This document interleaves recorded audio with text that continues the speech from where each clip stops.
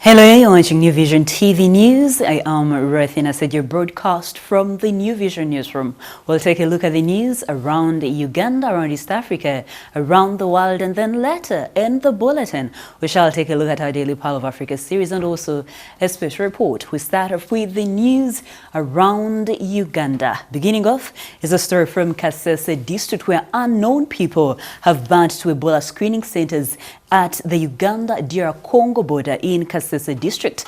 The burn centers are located at Kisoloho village in Karambi sub-county, one of the sub-counties along the common border. The centers were established after the Ministry of Health announced on June 11th that it had confirmed 3 cases of Ebola in the district. The patients later succumbed to the disease, but there has not been any new case. Let's move up to Gulu district where Thomas Kwenyera's appeal to the High Court to have a female prison officer who allegedly assaulted him while in detention has been dismissed due to lack of evidence. Now, on the 11th of March 2019, the former LRA commander had complained to the International Crimes Division of the High Court in Gulu that officer number 657/09 had assaulted him. He had also requested for his case to be transferred to the ICC like his counterpart, Dominic Ongwen. We have the details. The afternoon session, which was supposed to be the ruling of the assault appeal, had to be postponed. However, the session, which was the only part of this month's proceedings open to press, was made this morning with court quashing Koyelo's pleas. This case came up on the 11th of March 2019. Koyelo was captured by the UPDF in 2009 from the DRC and faces, among other charges, of murder, hostage-taking and kidnap with intent to murder. His defense team is led by Dalton Oponya, Boris Anyuru, Kale Balaka and Ocheng Evans. Still in Gulu, in the same court, a 70-year-old Omar Risasi Amabua, who was arrested on the 18th of June over last year's election-related violence in the Arua municipality by-elections, was granted bail. We thank God, we thank our Uganda government to release me today. He denies having been involved in the stoning of the president's car, but says the area local council and chairman is the one who reported him to the police. Report compiled by Joseph Omagol for New Vision TV. I think they are saying he has gone in a small car. No, that was a different one. However, from Gulu district, a report from Bundibujo states that the police have recovered the body of an unidentified man, which was dumped in Bimara stream in Bundibujo Town Council. The locals have only identified the deceased as Ngugi, a resident of Bundimulangia in Bundibujo Town Council. The DPC, Bundibujo Shaban Swaib, say the deceased could have failed to cross the stream in the night, hence a drowning. The body has been taken to Bundibujo General Hospital for post-mortem. Coming in from Wakiso District, Father Henry Kasasa, the chairperson of the Association of the Catholic Education Institution of Kampala Archdiocese, boasts of improving the financial status of members who are mainly teachers. This achievement has been highlighted as the association awaits to celebrate 25 years of existence. Let's take a look. We have also come up with a circle. It's called Take a Circle. An association, rather a circle of the association that teachers bring funds together, and then we can also get money to see ourselves much better financially and development-wise. In Tororo District, Hima Cement Limited on Wednesday surrendered over 30 acres of land it illegally acquired in Mwera Parish in Muranda Sub-County in Tororo District back to the owners in a move aimed at protecting its image.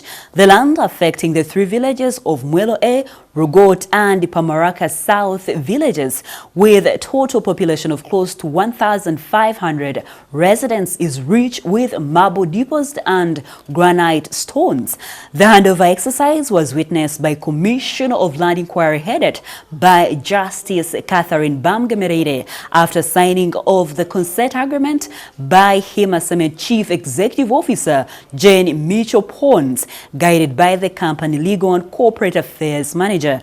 Hima Cement, a subsidiary of Lafarge, had planned to build a cement quarry in the area. This was raised during a community baraza chaired by the Commission Chairperson Justice Catherine Bamgamerere, held at the Toro Municipal Gardens recently. In Jinja District, now the Jinja High Court on Wednesday adjourned a case in which Prince Patrick Zimba Gologolo is accused of falsely claiming the chieftaincy of Chigulu. Dan Walumbe Ngobi dragged Zimba to court after he declined to surrender the throne to him as the legitimate hereditary royal chief of Chigulu in Busoga Kingdom. Chigulu is one of the chiefdoms that make up Busoga Kingdom. Others are Bugabula, Bukoli, Butembe, Bunya, Busiki, Bunyoli, Luka, Bukono, Bugweri, and Bulamoji.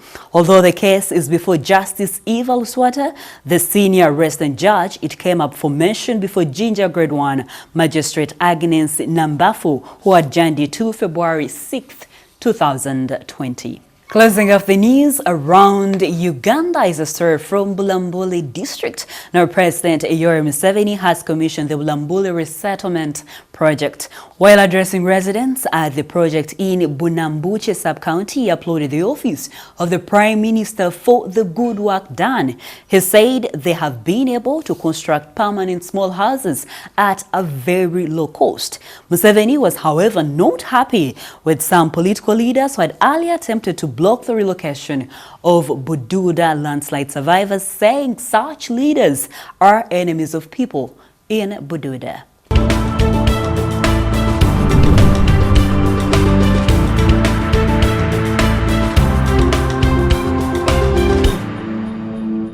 We now take a look at some stories making news across the East African region.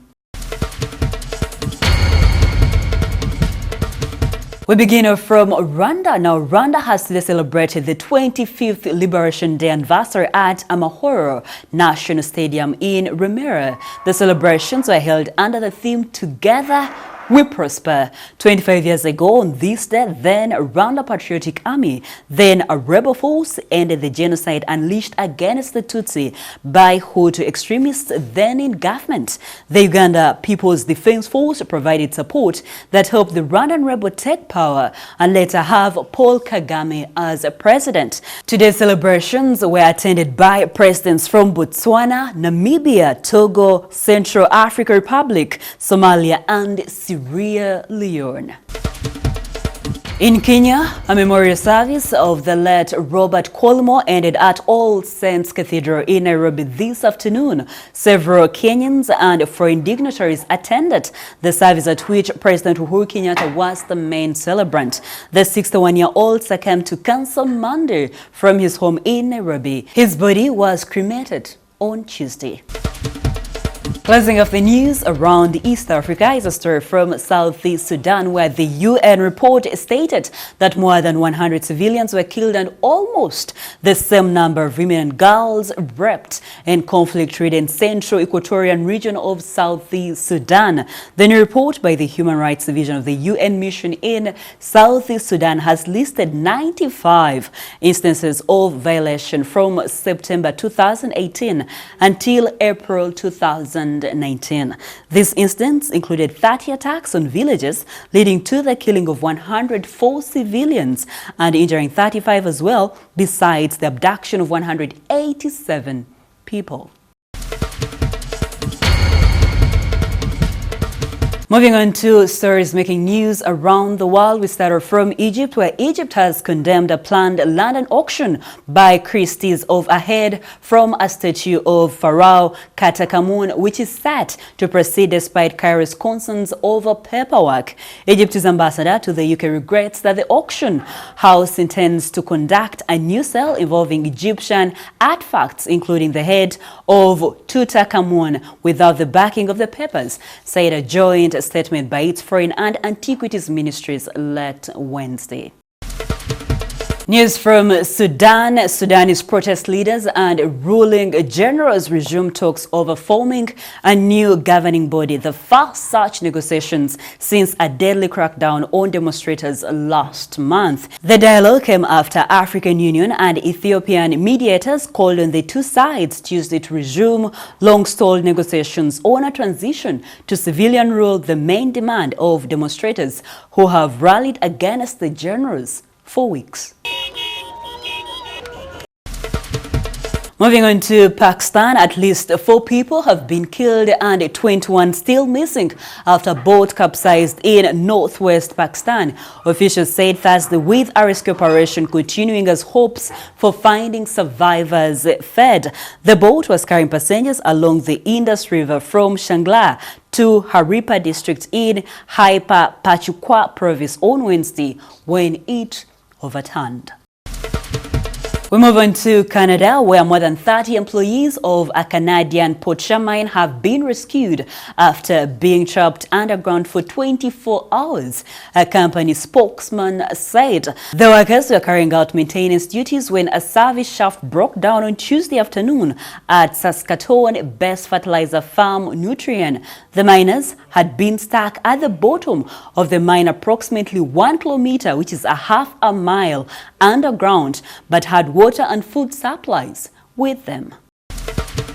Closing off the news around the world is a story from Australia, where Austrian retail titan Woolworths will offload its booze and gaming operations, following in the footsteps of rival Coles and after a campaign of anti-gambling groups. The firm said it would combine its Endeavour Drinks business with the hotels and gambling-focused Austrian leisure and hospitality group, forming a $10 billion Austrian unit called Endeavour Group. A new entity will become the country's biggest integrated drinks and hospitality business with 1,500 BWS and Dan Murphy's drinks outlets and many more 300 hotels, Woolworths said in a statement to the Austrian Stock Exchange.